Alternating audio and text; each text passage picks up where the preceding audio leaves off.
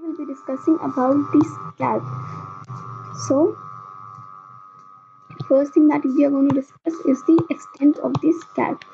The scalp anteriorly will extend from the supraorbital notch to the superior temporal line laterally, and posteriorly it will go as far as the superior nuchal line present on the occipital bone, which is present over here that I've shown you.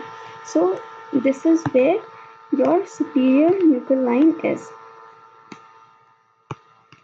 This is the short extent of the scalp.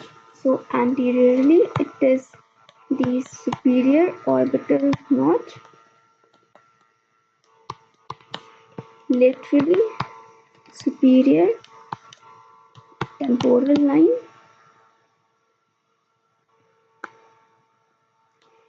and posteriorly it is superior nuchal line.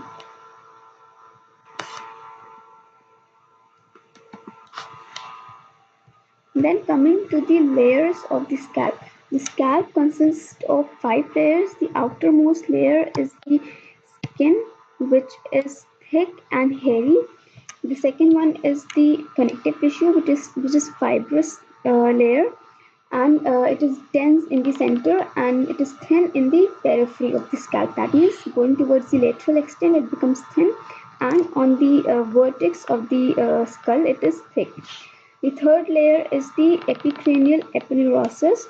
This epicranial epineuritis is a loose attachment present on the scalp. So it is highly movable structure, and anteriorly it is attached to the supraorbital ridge, and posteriorly to the superior nuchal lines.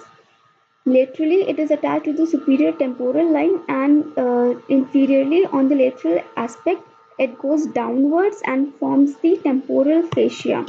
That is temporal fascia, and it goes more inferiorly and is attached to the zygomatic arch or zygoma. Right. Aponeurosis or the epicranial epineuritis, also called as gallia epineuritica, which gives attachment to the frontalis belly of the occipitofrontalis muscle anteriorly, and attachment to the occipitalis muscle posteriorly. So the epicranial epineuritis is a thick sheet which is replacement of the tendon in the scalp, which gives attachment to the muscle. So it gives attachment to the occipitofrontalis muscle anteriorly. It gives attachment to the frontalis bone, and posteriorly it will give attachment to the occipitalis muscle. Frontalis muscle and occipitalis muscle. So here it is. So this entire thing, it will form the occipitofrontalis muscle.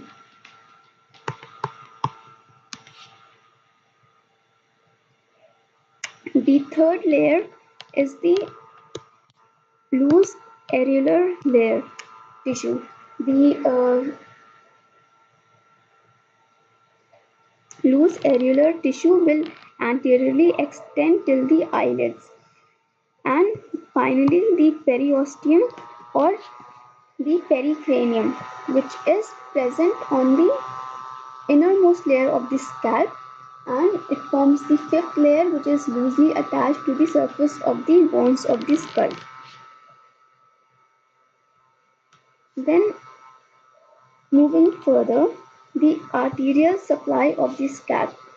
The arterial supply is basically divided into two parts. One is the pre-auricular region and the other one is the post-auricular region. So in the pre-auricular region, there are 3 arteries. The 2 of them is the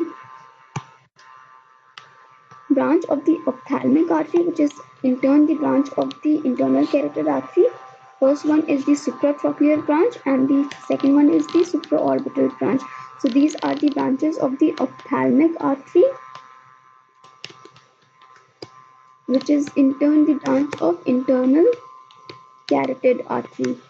The third branch is the branch of the external carotid artery, the terminal branch of the external carotid artery, that is superficial temporal artery. Then the arterial supply behind the ear. Both of them are the branches of the external carotid artery. The first one is posterior auricular branch, and the second one is the which supplies the back of the scalp, is the external carotid occipital artery, which is the branch of external carotid artery. So here in this diagram we can see the in front of the ear there is superficial temporal branch, which is this one, and anteriorly there is supratrochlear branch and supraorbital branch. Here supraorbital branch, supratrochlear branch, this is superficial temporal branch, and behind the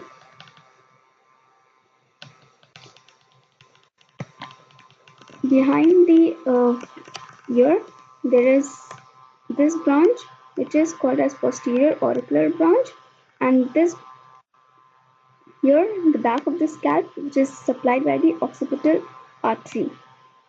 So that forms the entire blood supply or the arterial supply of the scalp. Then moving further,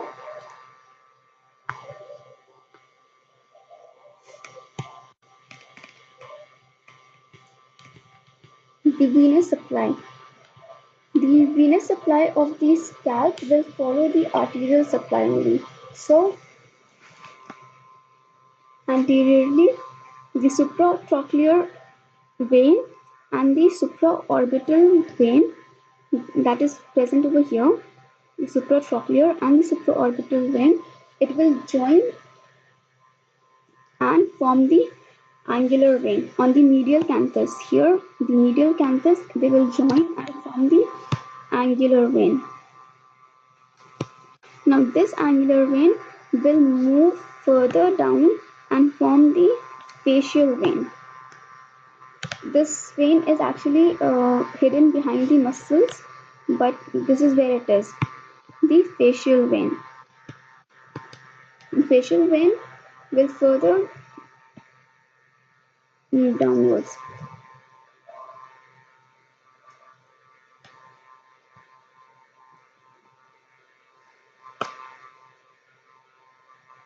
Right.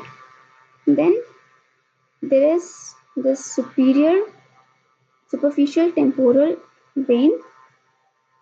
Here it joins the maxillary vein, which follows the maxillary vein, which is the which follows the maxillary artery. They both join and they form the retromandibular vein, and this vein will go into the substance of the parotid gland. So this will form the retromandibular vein.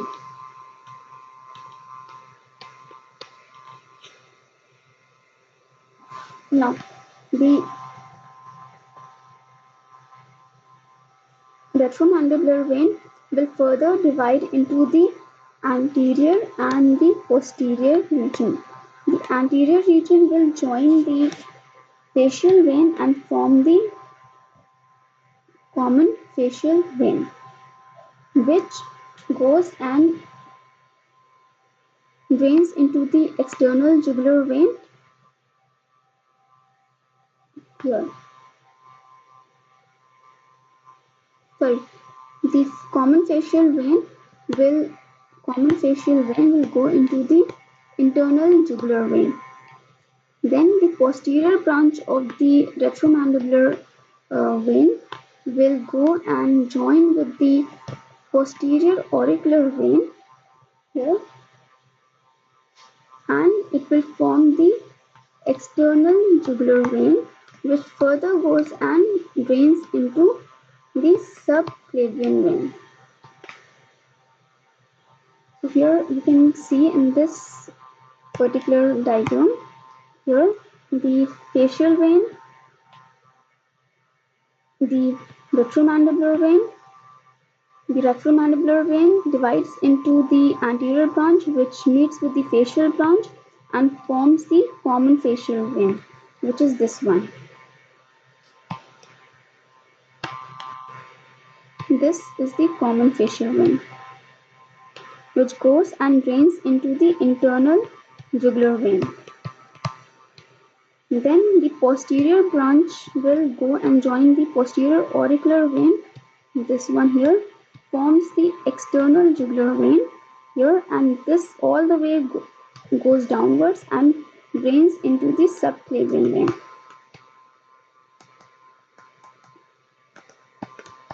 Right, so this is the venous supply. There are other emissary veins which connects the extracranial veins with the intracranial venous sinuses to equalize the pressures. Then there are frontal diploic veins, then temporal diploic veins. So this is how the entire venous drainage of the scalp occurs. Moving further is the nerve of the scalp. So the nerve again can be divided into the preauricular region and the postauricular region. The preauricular and the postauricular region. Then it is further again divided into the sensory supply and the motor supply. The sensory supply in the preauricular region occurs by these four nerves. First one is the supraorbital nerve, which is the branch of the trigeminal, the V1 branch. These two are the branch of the V1, or the first branch of the trigeminal nerve. Then the zygomaticotemporal branch, which is the branch of V2, the maxillary branch, and auricular temporal, which is the branch of the mandibular nerve. So this all together, it forms the sensory supply. The motor supply in this area occurs by the facial vein, the temporal branch of the facial vein. So this forms the motor supply.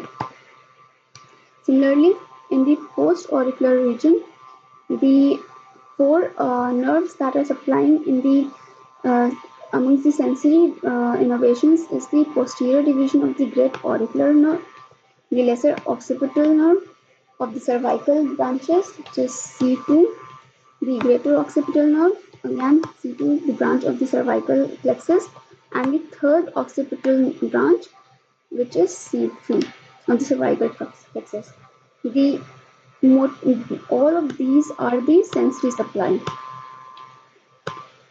Then the posterior auricular branch of the facial nerve gives the motor supply of the scalp. So this is all about the scalp, the extent, the layers, the arterial supply, the venous supply, and the nervous supply.